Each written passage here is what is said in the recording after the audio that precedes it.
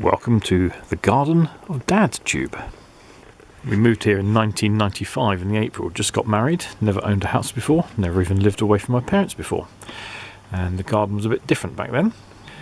And you'll see that the tree is a lot bigger now. And it's a typical long, thin, narrow townhouse. Built in the 1900s, so you're looking at somewhere between 110 to 120 years old. And I wanted to have a garden with a great big space in the middle for kids to run around, play football, play games, do all sorts of things.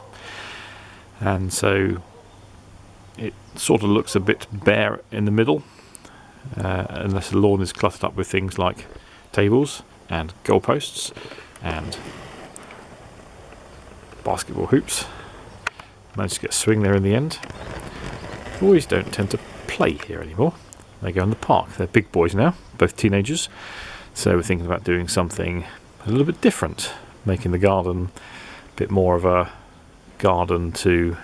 We're thinking the garden could just look a bit different, give it a refreshing new look. So the big thing is what is going to happen at the end of the garden. This is the working area, sometimes screened off, sometimes not. I've started a bit of work already. There's a previous video I put on DadTube just explaining what was going on here and what I'd hoped to do, what I planned to do, and haven't got very much further on from there. So what we've got is a shed. Now, there was a really old dilapidated shed when we moved in.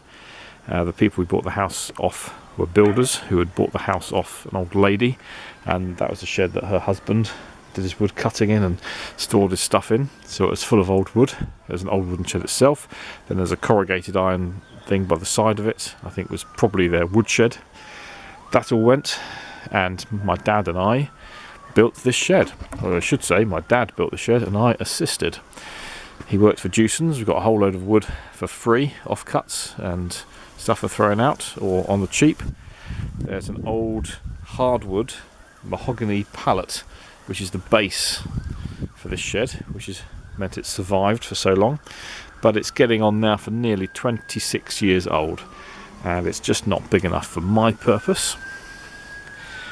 However many tidy ups I have, I've just got too much stuff in here, and to be honest, I do need a clear out. Things do need to be thrown. Things that I thought were going to be useful in years to come, yeah, they just need to go. But I do need a bigger shed. I want to have a workbench. I want to have somewhere I can do things. I also want to store bikes, because at the moment we've got that blue thing at the back there for 3 of our bikes, and yet my bike and my exercise bike is still in there. Now you'll see nice big shed next door, and you see a brick shed that side, and you see there's some quite nice sheds like that one, and you see the corner of that one, and I'd like the similar, but we have this whopping great big sycamore tree which seems to have shot up twice the size in 25 years, surprising that, is sort of in the way. Now, I can cope with a shed that doesn't go quite back to the back fence. The trouble is that root system is expanding the ground. It's just raising up around. Let me just try and get down. You see where there's a pathway-ish here, this is of a nice low level. Let me just take the camera down. I'm keeping that level. And that is now just off the ground. And you see you've got a good foot and a half height there.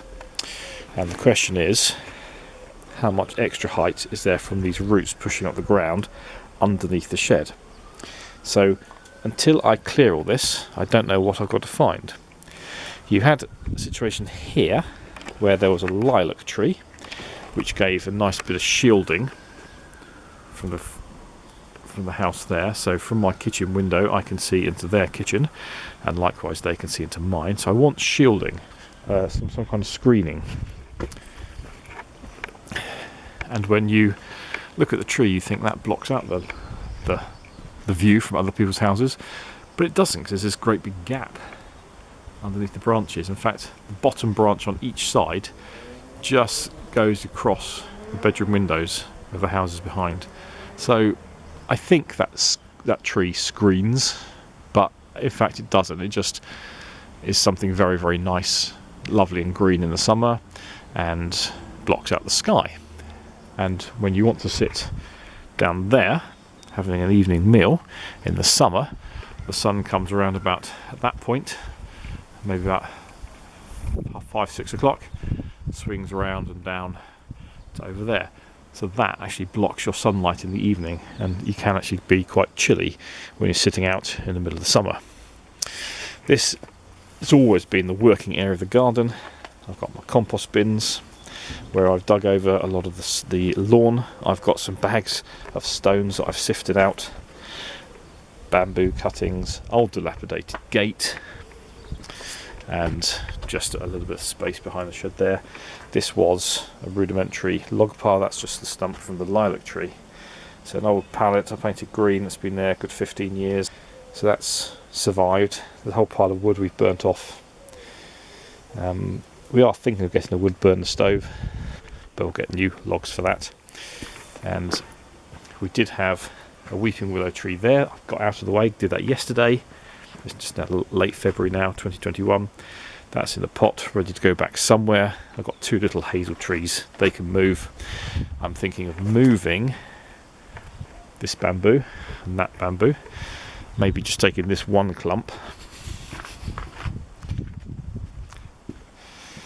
and putting that behind the shed, so it blocks out that view. So the question is, do I prune the tree, because it does need trimming a bit? How long will this tree live? Because I don't want it falling over on a new shed or anybody else's shed. I don't want it starting rotting and building a shed around this, and then find out the tree has to go in about 10 years' time, and then I can't make use of the space that I've already hidden from a new shed. Fair amount of space. This is a 6-foot long shed, and it can go across. We've got 5 metres width of garden, so I'm thinking something that spans the whole width of the garden, so I'll immediately gain that width, and bringing it forward perhaps to about in line where the bamboo is now, so you're gaining another 3 or 4 feet. But it's a cost thing. I'd love to put a budget up of, I don't know, £5,000-10,000. I don't know how much it costs.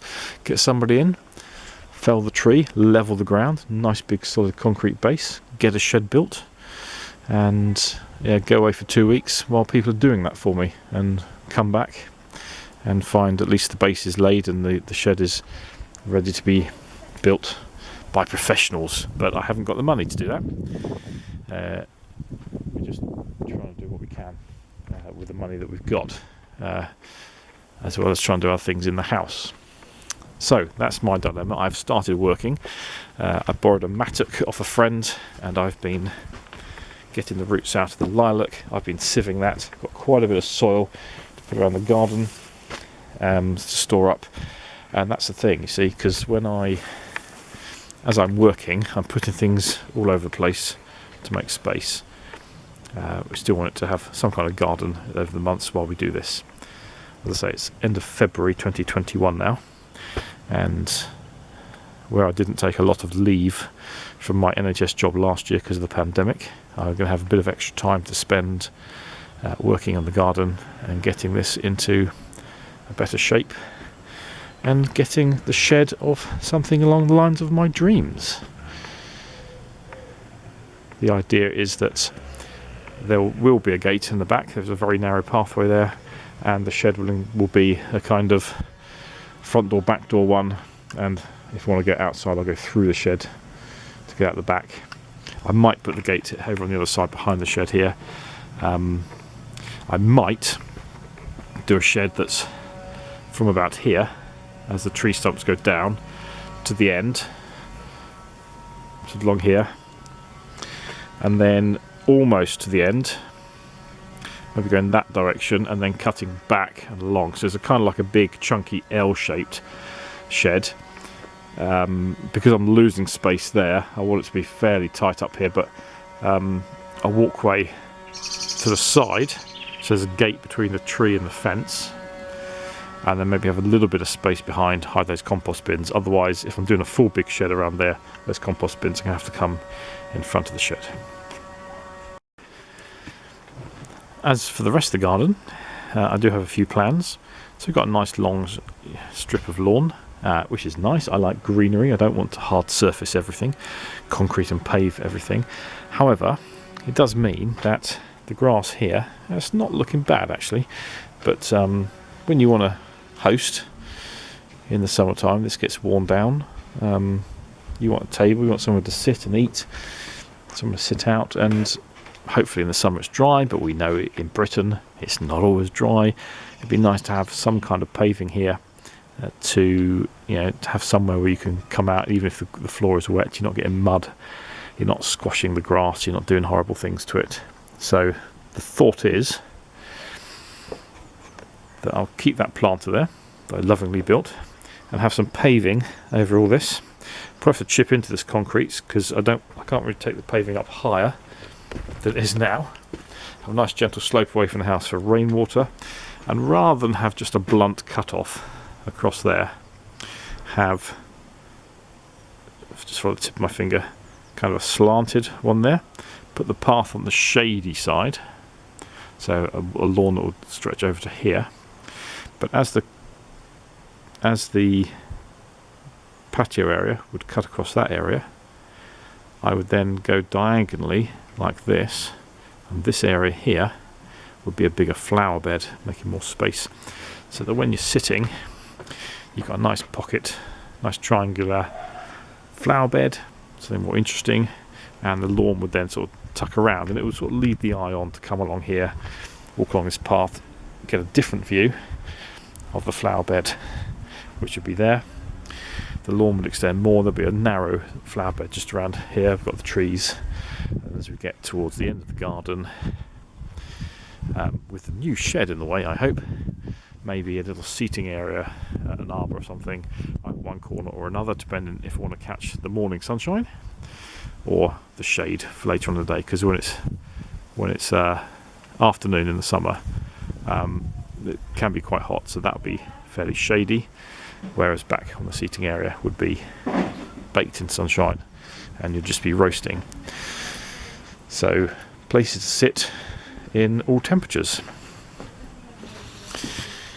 That's the plan, and I'm not going to be able to do it in one big makeover show. I've started watching the BBC programme. Your Garden Made Perfect, and unlike them, I haven't got a professional designer or a team of expert builders, neither the kind of budgets these people put forward. Great show, gives you some ideas, but I'm going to have to do it in dribs and drabs as money allows, and pretty much do it myself. Might need professional help in whatever I do with that tree. You see, I mean, it looks majestic, doesn't it?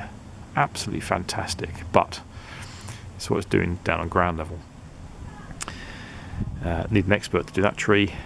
I'll need an expert to lay the patio if I want anything like smooth or level, and the rest is my graft.